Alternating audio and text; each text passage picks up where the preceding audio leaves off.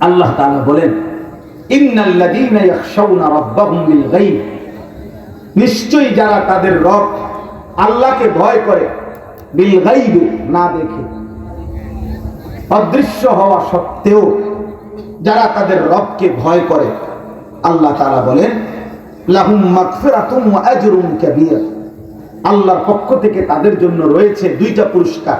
এক, তাদের জিন্দেগীর গুনাহের মাগফিরাত। দুই, সর্বশ্রেষ্ঠ বিনিময় জান্নাত।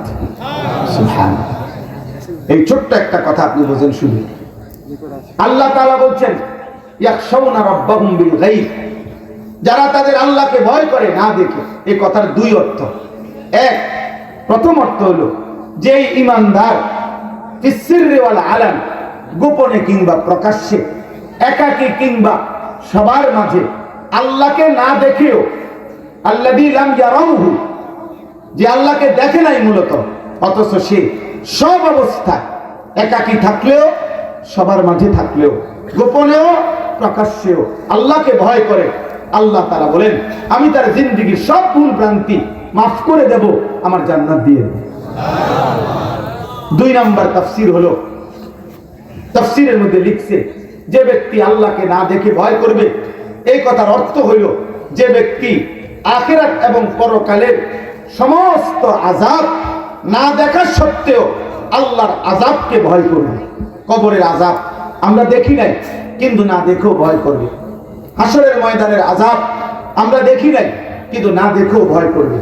জাহান্নামের আযাব দেখি নাই কিন্তু না দেখেও ভয় করবে।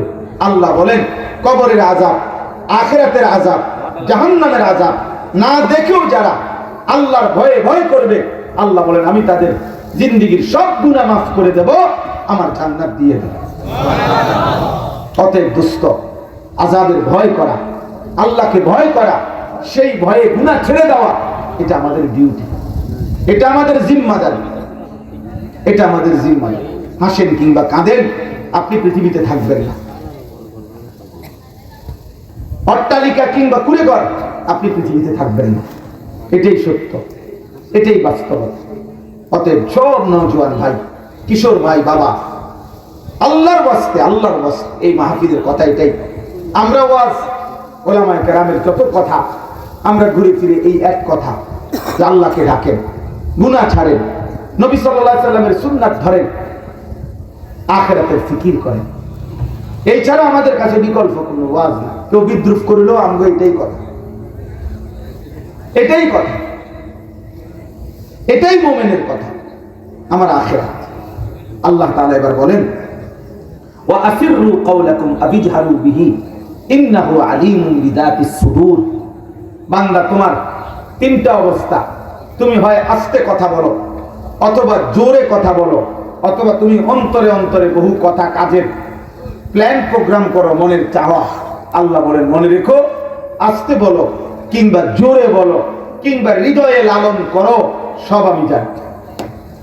তাহলে আমার ফাঁকি দিবা কেন? আমারে ফাঁকি দেবে।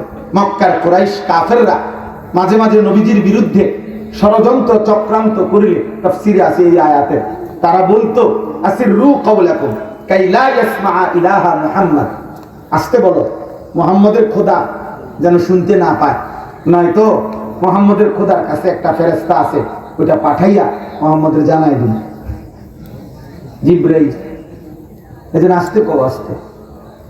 আল্লাহ তাআলা বলেন হায় হায় বেওকুফ, আস্তেটাও তো আমি শুনি, জোরে বললেও তো আমি শুনি, মুখে কিছু না বলে অন্তরে প্ল্যান করলেও তো আমি শুনি, আমি জানি, আমার থেকে লুকাইবা কেন? সুবহানাল্লাহ। আলা ইয়ালামু মান খালাক। আল্লাহ তাআলা বলেন তুমি বান্দা ভাবো তো, একটা সহজ যুক্তি আল্লাহ দিয়েছেন, হে আমার বান্দা তোমরা প্রত্যেকেই ভাবো তো, যিনি সৃষ্টি করেছেন তার সৃষ্টির প্রত্যেকটা গতিবিধি তিনি জানবেন না? কথা বলে না? এটা সহজ কথা না? যে যিনি সৃষ্টি করেছেন তার সৃষ্টি সম্পর্কে তিনি জানবেন না তো কে জানবে? উৎপাদনকারী বুঝি জানে না এই মালের গুণাগুণ কি? কোম্পানি বলতে পারবে না এটা? আপনি বলবেন, আপনি বলবেন, এটা তো সহজ কথা। এটার উৎপাদনের তারিখ কখন, মেয়াদ উত্তীর্ণের তারিখ কখন, এটা কোম্পানি ঠিক করবে না আমরা? কথা বলে না। তাহলে আল্লাহ তাআলা বলেন সৃষ্টি করলাম আমি জানবো না? আমার সৃষ্টি কখন কি করে আমি জানবো না? ওয়াহুয়াল লাতীফুল খাবীর। আল্লাহ তাআলা বলেন শুধু জানি এটা না, বরং সৃষ্টি সূক্ষ্ম থেকে সূক্ষ্ম একেবারে যাররা।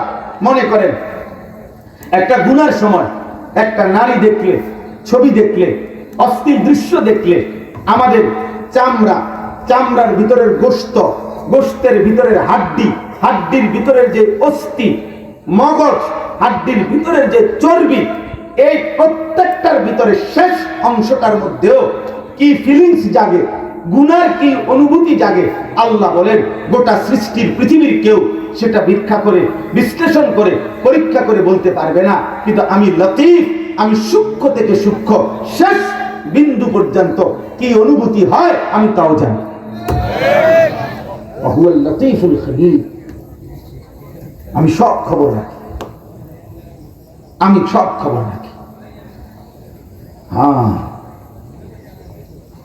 সর্বশেষ আল্লাহ বলেন হুয়াল্লাযী জাআলা লাকুমুল আরদা যালুলান ফামশু ফি মানাকিবিহা ওয়া কুলু মির রিজকিহি ওয়া ইলাইহিন নুশুর। অতএব বান্দা এদিক সেদিক যাইয়া লাভ নেই। তুমি আমারে আড়াল করতে পারবে না, আমার লোকে মাতবুরি করে পারতাম, আমার কাছে আসতেই হবে। আমি আল্লাহ তাআলা সব জানি, সব বুঝি। মাকে লুকাইলো আমারে পারবা না, বাবাকে লুকাইলো আমারে পারবা না, স্ত্রীকে লুকাইলো আমাকে পারবা না, স্বামীকে লুকাইলো আমাকে পারবা না, র‍্যাব, বিজিবি, পুলিশ, বিডিআর যারই লুকাও আমারে পারতা না। এই পৃথিবীর সব ক্ষমতা ধরো যদি আড়াল করো আমারে পারতা না বান্দা। অতএব তুমি এতটুকু বুঝো, গোটা জমিন আমি আল্লাহ তোমার অধীনস্থ করে দিয়েছি এবং আমি তোমার অনুমতি দিছি, আমার জমিন সবটা তোমার জন্য দিলাম।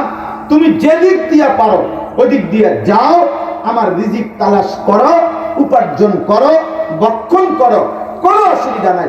দেশে থাইকা পারো, বিদেশে থাইকা পারো, যশোর থাইকা পারো, ঝিনাইদহ থাইকা পারো, ঢাকা গিয়া পারো, যেখানে যাও তুমি রিজিক তালাশ করো, আয় করো, উপার্জন করো, হালাল রিজিক খাবার বক্ষণ করো, কোনো অসুবিধা নাই আমার। আল্লাহ বলে শুধু একটা কথা মনে রেখো, ইলাইহিন নুশুর। এখান থেকে হোক, ওইখান থেকে, দেশ থেকে হোক, বিদেশ থেকে, শহর থেকে, গ্রাম থেকে, যেখানেই থাকো না কেন, আমি আল্লাহর কাছে ফিরতে হবে।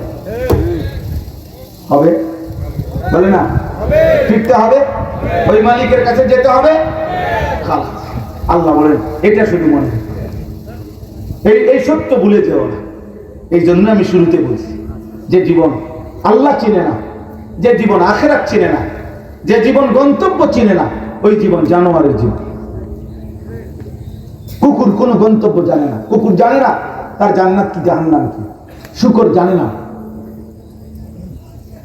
জানোয়ার এটা জানে না, জানোয়ারের এটা কোনো বিষয় না, জানোয়ারের এটা কোনো চাপ্টার না। জানোয়ার মানেই হলো নগদ দুনিয়া যেটুকু ভোগ করতে পারে। হ্যাঁ, এই জন্য আল্লাহ কোরআন কারীমে বলছেন ফাত্তাবা হাওয়াহু ফামাসালুহু কামাসালিল কালব, সূরা আরাফের আয়াত। আল্লাহ বলে মনের ইচ্ছে মতো যে চলে তার উদাহরণ, তার দৃষ্টান্ত কামাসালিল কালব। আল্লাহর বিধান, রাসূলের বিধান তোয়াক্কা না করে আমার মনে যা চায় তাই করব, তাই করব, যা মন চায় তাই। এই জীবন, এই উদাহরণ কামাসালিল কালব, কুত্তার মতো, কুত্তার মতো, কুত্তার মতো। এই আমি হুজুরের জিগান কালব অর্থ কি? কামাসালিল কালব অর্থ কি? কুকুরের। আর ভিন্ন কোন অর্থ আছে হুজুর? আল্লাহ বিহীন জীবন কুত্তার জীবন, সেজদা বিহীন জীবন কুত্তার জীবন, বন্দিগি বিহীন, গোলামি বিহীন জীবন কুত্তার জীবন। নারী, ছবি, মোবাইল, জিনা, ব্যভিচার, মদ, জুয়া, সুদ, কিস্তি, হালাল হারাম, পাক নাফাক, জায়েজ না জায়েজ, যার কাছে বরাবর, ওই জীবন জানোয়ারের। ওই জীবন মানুষের জীবন না, মুসলমানের জীবনও না, মানুষের জীবনও না। অতএব আজকে এতটুকুই কথা।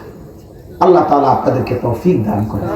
সমস্ত কিশোর যুবক ভাই, আল্লাহকে মানো, দিন মানো, আখিরাতের ফিকির করো, নিজের ভালো বুঝো, নিজের কল্যাণ বুঝো, নিজেরে নষ্ট করো না। তুমি পয়সা গেলে, নষ্ট হয়ে গেলে, চরিত্রহীন, রিজেক্টেড মাল, পরিত্যক্ত মাল মানুষ ফেলে দেয়, ঘরে নেয়।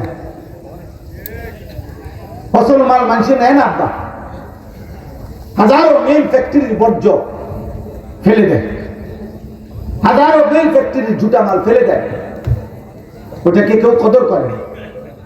নিজের চরিত্র আখলাক নষ্ট করে দিলে কেউ মনে রাখবে না, কেউ না। আল্লাহ তাআলা আমাদের সবাইকে ঈমান আমলের তৌফিক দান করেন। আমরা 5 ওয়াক্ত নামাজ পড়ব ইনশাআল্লাহ। ফজরের নামাজ জামাতের সাথে পড়ার চেষ্টা করব ইনশাআল্লাহ। নিজের স্ত্রী কন্যাদেরকে পর্দায় রাখেন, ছেলে মেয়েদেরকে নামাজে অভ্যস্ত করেন এবং বাপ মা হিসাবে নিজেরাও গুনাহ থেকে বাঁচেন।